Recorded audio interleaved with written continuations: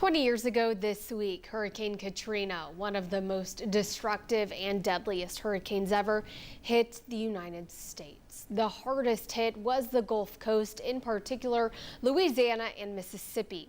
In the days and weeks following the storm, 10 News began following the impact on a community in Mississippi called Bay St. Louis. Our anchors John Becker and Robin Wilhoit have each been there many times in the past 2 decades, and this week they've returned to see how the community has rebuilt.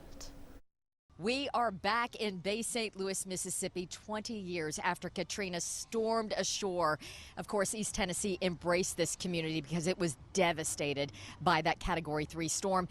But so many great things have happened after Katrina. Behind me, a marina. Was not here before the storm. It's here now, and it's bringing in a lot of tourists. Let's remind you of what this place looked like 20 years ago. As we rewind the clock, you can see the downtown was full of sand and concrete. It was absolutely ripped apart by a 20 to 30 foot storm surge. Now, everything's where it should be. The sand is on the beach and the buildings are going up. And we heard from a local about why she decided to rebuild. First thing that comes to mind is I'm a mother, okay? My daughters were 8 years old when Katrina hit. And many of the thoughts that I had were, why am I raising my daughters in a devastated community? And the answer came back to me from my own daughter. She said, Mom, it's not the buildings that make the town, it's the people.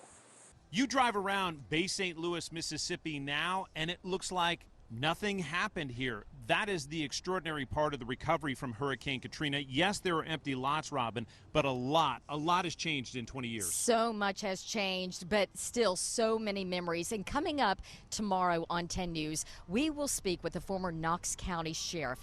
He was instrumental in those hours after Katrina, rescuing people from the floodwaters. Tune into that tomorrow, live from Bay St. Louis.